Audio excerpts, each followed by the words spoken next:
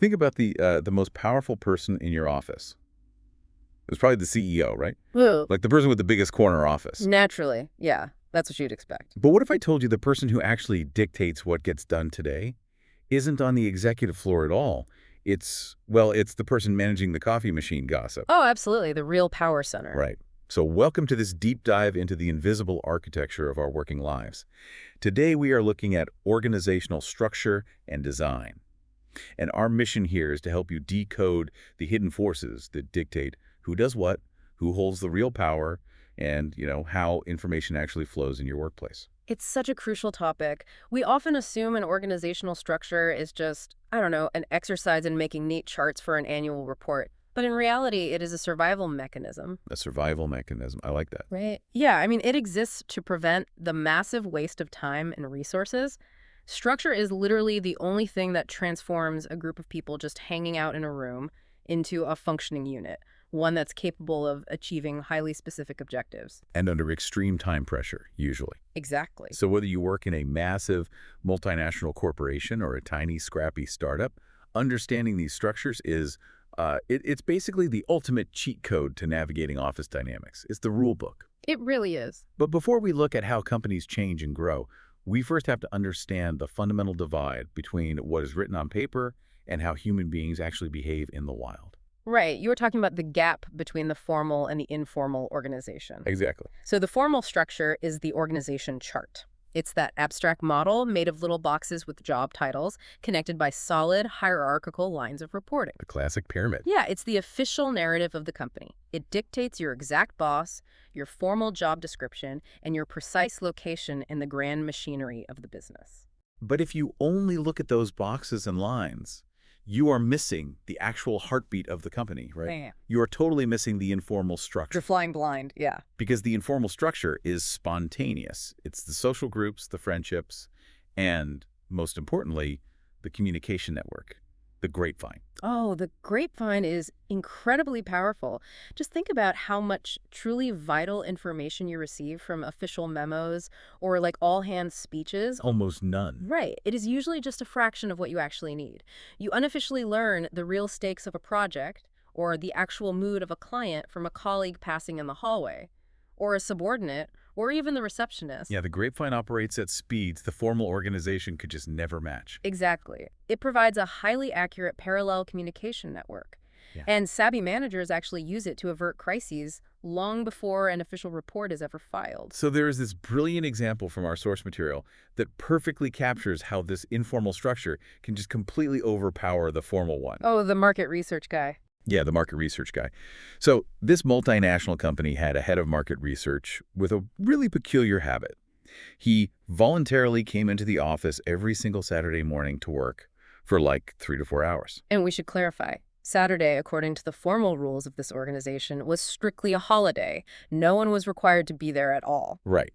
And this manager never issued a mandate. He never asked a single person on his team to sacrifice their weekend. Not once. Yet, just by observing that the boss's car was in the lot, his immediate subordinates felt this overwhelming obligation to show up too. Oh, wow. Yeah. The informal values of the group had completely overridden the official HR policy. The subordinates deduced that, face time and visible dedication on a weekend were the unwritten requirements for a promotion. It's fascinating. The formal organization said, stay home. But the informal culture created this gravitational pull that just dragged them right into the office. Exactly. And you see this dynamic constantly. The informal organization evolves its own distinct set of values. It dictates the actual unwritten dress code. Right, like when everyone slowly stops wearing ties. Exactly. It shapes the shifting cultural norms around, say, the employment of women or minority communities long before the official corporate handbook is ever updated. The informal structure fills the emotional and psychological gaps that the rigid formal hierarchy just ignores. Okay, let's unpack this with an analogy for a second. Think of the formal organizational chart, like a building's architectural floor plan. It shows the concrete sidewalks that have been paid for you to walk on. Right. But the informal organization is the dirt paths worn into the grass. It's where people actually walk because it saves them time or it avoids a difficult obstacle. You really have to understand both the paved sidewalks and the dirt paths to know how a company actually moves. That's a great way to look at it. And if those dirt paths become permanent, it usually means the formal structure is failing. Which brings us to why companies constantly reorganize. Exactly. They are continuously interacting with their environment, right? Drawing inputs, producing outputs, and facing intense pressures that literally force them to redraw those paved sidewalks. And the sources outline three main forces shaping this architecture. So let's start with environmental and psychosocial pressures. I imagine environmental pressure is like when the government suddenly changes labor laws or trade regulations. Yes, and a company literally has to redraw its org chart overnight just to comply. Right. That is exactly what happens. The sources point to India's shift in foreign equity participation rules as a prime example. What happened there? Well, foreign-owned companies were suddenly forced by the government to dilute their holdings. They had to totally restructure their boards and management just to become more national in character. Oh, wow. Yeah, and public pressure does the exact same thing. Look at the banking sector. Intense public frustration over service forced banks to completely redesign their management hierarchies. Wait, really? Just from customer complaints? Yes. They mandated that high-level managers set aside specific hours exclusively to hear public grievances. The external environment literally bent the internal structure of the bank. That's wild. Okay, so what about the psychosocial pressures? That sounds more like a shift in the power dynamics of the workforce itself? Exactly. As the psychological and social expectations of workers change, the company can't just keep operating like a 19th century mill. Right. Like when workers demanded more leisure time, the formal structure had to break and reform to accommodate a 5-day work week. Precisely. And when awareness of worker rights grew, trade unions formed. Companies were forced to create entirely new industrial relations departments just to formally interact with those unions. So the outside world pushes in, and the organization must bend. Got it. What's the final major force? The final one the text highlights is technological pressure. And the sources trace a really fascinating evolution here. Okay, walk me through it. We start with a single craftsman, like a cobbler who takes 4 or 5 days to make one pair of shoes entirely by himself. He is the whole organization. Right, a one-man show. Then technology introduces the assembly line. Suddenly, you have a strict division of labor where 50 people do one tiny repetitive part of the shoe. Okay. And finally, we arrive at modern computer-controlled plants where one single operator just monitors a screen that runs the entire facility. Wait, okay, I got to push back on that a little. I don't buy that entirely. Why not? Well, the implication there is that technology always simplifies the structure, right? Like it reduces everything down to just one guy at a computer. But when companies first brought computers into the workplace to handle routine tasks like payroll and invoicing, they didn't just shrink the org chart.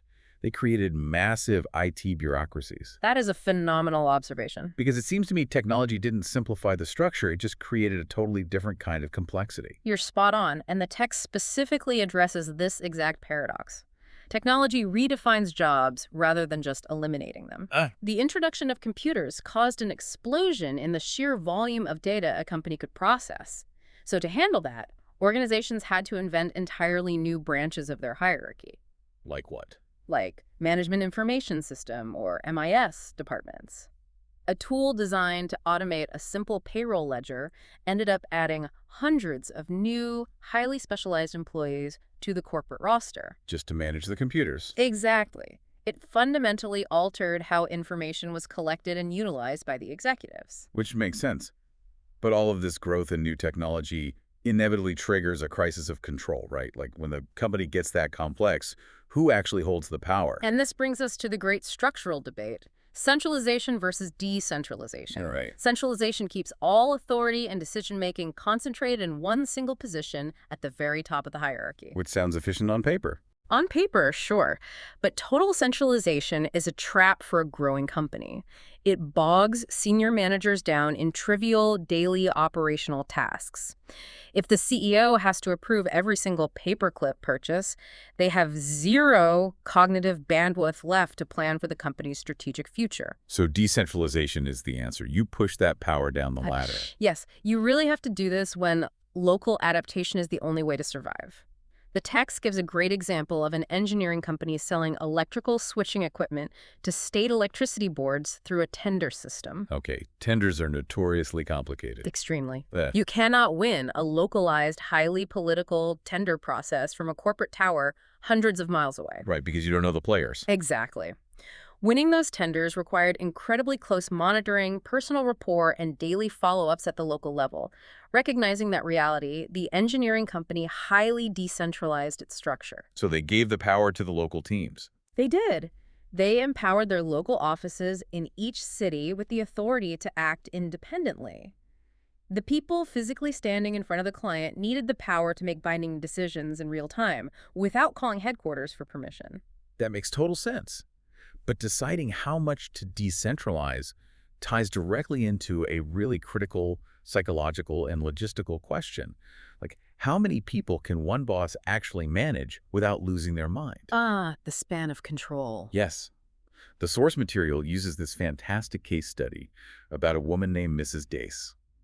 Let's walk through the evolution of her garlic chili sauce business, because it just perfectly illustrates the friction of corporate growth. It's a classic example. So it starts in 1975 in Bombay. Right. And at that moment, Mrs. Dace is a solo entrepreneur making sauce in her kitchen and selling it to friends. The organization is completely flat. She is the CEO, the production line, and the marketing department rolled into one. But then, local Chinese restaurants discover her sauce. And demand explodes. Yeah, she is drowning in orders. She physically cannot make the sauce and answer the phone at the same time. So she faces the entrepreneur's ultimate hurdle, letting go of total control. She hires an assistant named Indrani. And the instant Indrani is hired, a new level of management is born. Mrs. Duss steps back to focus on production and strategic expansion, and she delegates the daily customer interactions to Indrani. Right. A year later, the growth continues. Mrs. Duss hires a kitchen helper. She hires 2 sales girls to make cold calls. She even hires an office assistant for Indrani. So suddenly, there are formal reporting lines. Exactly. The office assistant reports to Indrani, who reports to Mrs. Duss. Fast forward to 1980, they've moved into an industrial shed.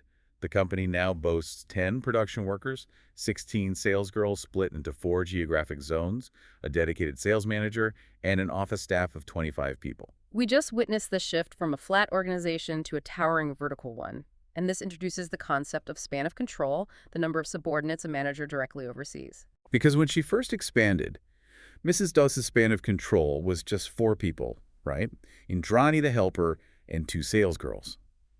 But as the staff ballooned to over 50 people, she couldn't maintain direct daily contact with all of them. They had to add layers of middle management. And the crucial takeaway from the text here is that there's no magic universal number for the perfect span of control. Wait, really? I always hear people say it should be like 7 people. Right. Classical management theories love to prescribe a specific ratio, like 1 manager to 7 employees. But in reality, the ideal span depends entirely on 2 factors: the complexity of the work and how often a manager actually has to interact with their team. Ah, okay. A vice president might technically have 30 regional managers under their span of control on a chart. But if the work is highly standardized and they only need to interact individually once a quarter, a wide span of control works perfectly. But if the work is complex? If it's complex and requires daily troubleshooting, that span must shrink. And that forces the organization to build more vertical layers. So, as Mrs. Dace's sauce empire grows into this vertical skyscraper, the work becomes too vast for one generic group of employees. I mean, the person boiling the garlic can't also be balancing the accounting ledgers. No, definitely not. The organization has to slice the pie into specialized parts. And in organizational design, this slicing is called differentiation. There are 4 primary methods. The most common is differentiation by function. Right, so you split the company into a production department, a marketing department, and a finance department. It maximizes efficiency because everyone is a hyper-focused specialist. Yes, but the downside is that functional specialists inevitably develop severe tunnel vision. Oh, for sure. We need to look at the underlying incentives here. If the marketing department's bonuses are tied strictly to lead generation, they will promise the moon to clients. They honestly don't care if the production department lacks the capacity to actually fulfill those orders because production's problems don't affect marketing's performance metrics. Wow, so they end up actively sabotaging the overall company's objectives just to hit their narrow functional goals. Exactly. It's a huge problem. So to avoid that internal warfare, massive companies slice the pie using a second method. differentiation by product. The text points to giants like Hindustan Lever or Richardson Hindustan with their Vicks product line. Right. If you manufacture everything from heavy agrochemicals to delicate toilet soaps, one generic marketing team cannot effectively sell both. Not a chance. You build a self-contained mini company around each specific product line. Which is great because slicing by product solves the tunnel vision. But it creates a massive new problem, the duplication of costs. Oh, I see. Because you need a separate team for everything. Right. If the VIX team builds its own HR department and the ClearSale team builds its own independent HR department, the parent company is suddenly paying double the administrative overhead. That gets expensive fast. It does. It requires ironclad leadership at the very top to ensure those independent product groups don't completely alienate themselves from the parent corporation. Okay, so the third slicing method is differentiation by location. If your operations span a massive area, you organize geographically. Right. The Food Corporation of India is cited in the text. They divide operations into 4 regional zones because you can't manage grain storage in the Himalayas the exact same way you manage it in the tropical south. Local adaptation is mandatory. And the fourth method is differentiation by customer. This is vital when your buyers have fundamentally contradictory needs and buying cycles. There's actually a painful story in the text about this. A Delhi-based electronic typewriter and photocopier company. Oh, this is a great example. Originally, they organized their sales force by product. So they had a typewriter sales team and a separate photocopier sales team. The result was incredibly awkward. 2 different salesmen from the exact same company were showing up at the exact same client's office on the same day to pitch them separately. It was a structural disaster. They were annoying their clients and just burning through travel budgets. So how did they fix it? To fix the mechanism of their sales, they reorganized based on the customer. They built one team dedicated exclusively to government clients who have these long bureaucratic purchasing cycles, and they built another team for private sector clients who buy very quickly. Oh, that's smart. So one specialized salesperson could now offer the entire product line tailored to that specific buyer's psychology. Exactly. So what does this all mean? Let's use an analogy here. It's like organizing a massive wardrobe, right? Do you organize by function, so all the pants are together, all the shirts together? Yeah. Or do you do it by product, like complete outfits on one hanger? I like that. Or do you organize by location? Winter coats in the attic, summer gear in the hall. Each choice has a totally different day-to-day impact on how you get dressed. That analogy maps perfectly to the operational reality, but modern global business often requires even more complex mechanisms, and that leads to advanced structures like the matrix and the network. Right. A matrix structure deliberately breaks the sacred rule of having only one boss. Wait, 2 bosses? Yes. An employee reports to 2 people simultaneously, usually their permanent functional boss, say the head of engineering, and a temporary project boss, like the director of a new turnkey construction project. That sounds like a psychological nightmare for the employee. I mean, how do they survive reporting to 2 different people who probably have competing priorities? It requires an incredibly mature conflict resolution mechanism. The employee has to balance the demands of the project boss, who controls their daily tasks, with the demands of the functional boss, who ultimately controls their long-term career promotions. So it creates friction on purpose. Exactly. It creates friction by design, forcing constant negotiation between departments to ensure complex, multidisciplinary projects actually get finished. Wow. And what about the network structure? A network structure fundamentally changes the nature of management. The central organization acts as a conductor rather than an owner. Okay, give me an example. The text details how a state industrial development corporation, an SIDC, might use a network to build a massive industrial estate. The SIDC doesn't own the bulldozers or pay the construction crews. They simply coordinate a web of independent agencies. Like who? The local electricity board, the water authority, the municipal government, and private advertising firms. The SIDC's power comes from leveraging contracts and managing relationships, not from direct ownership of the assets. Gotcha.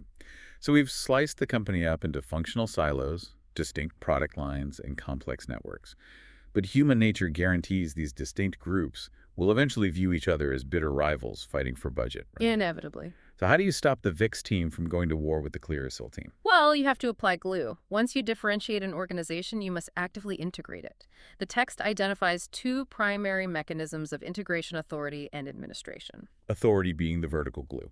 Exactly. It is the hierarchy itself. No matter how fractured the departments become, the reporting lines eventually roll up to one single executive at the top who has the power to break ties and resolve conflicts. But one CEO can't physically arbitrate every minor dispute between, say, accounting and marketing. No, and that's where administration comes in. Administration is the horizontal glue.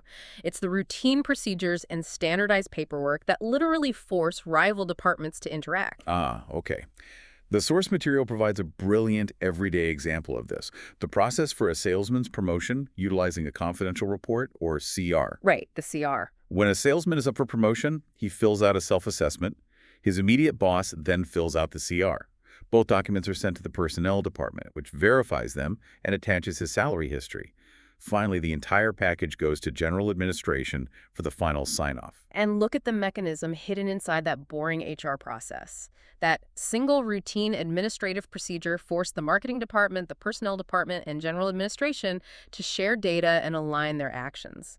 Without that required form, those functional silos might never communicate. Exactly. The paperwork itself is the integrating mechanism forcing the company to act as a single organism. It perfectly illustrates how the invisible architecture actually functions. The mundane routines are the structural steel holding the fractured pieces together. Couldn't have said it better myself. So to synthesize our deep dive today, an organization's structure isn't just a static, boring diagram on a wall. It is a living, breathing ecosystem made of rigid formal rules and deeply ingrained informal habits, like the grapevine. It's always in motion. Yeah, it is constantly being stretched and compressed by external environments, shifting worker psychology, and relentless technological change. Absolutely. Understanding whether your company slices its pie by product or function, or whether power is hoarded at the top or delegated to the local level, is the ultimate key to navigating your own daily survival and your long-term career path. Well said. And I want to leave you with a final, highly provocative thought drawn directly from the implications of our source material regarding technology. Let's hear it. The text notes that real-time computer information allows decision makers to be 10,000 kilometers away from the factory floor while still monitoring operations. Meaning they can centralize power and monitor output like never before. Think about the ultimate conclusion of that trend. If artificial intelligence and advanced management information systems evolve to the point where the CEO has a perfect, real-time, granular view of every single employee's output at every second of the day, Oh, wow. will that completely eradicate the need for middle management? If the algorithm perfectly handles the span of control, do we still need human supervisors acting as information relays? That's a little terrifying. As surveillance and tracking technology peaks, we might see the traditional towering vertical corporate ladder collapse entirely, reverting back into a completely flat digital structure. It's the ultimate irony. Think back to Mrs. Dess. If she had an AI tracking every single jar of garlic chili sauce and automatically routing customer complaints, she never would have needed to hire Indrani or build that massive middle management layer in the first place. It's true.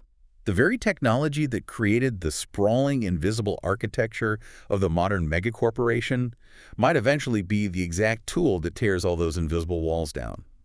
It's definitely something for you to ponder the next time you are looking at your company's org chart, trying to figure out exactly where the real paths are worn into the grass.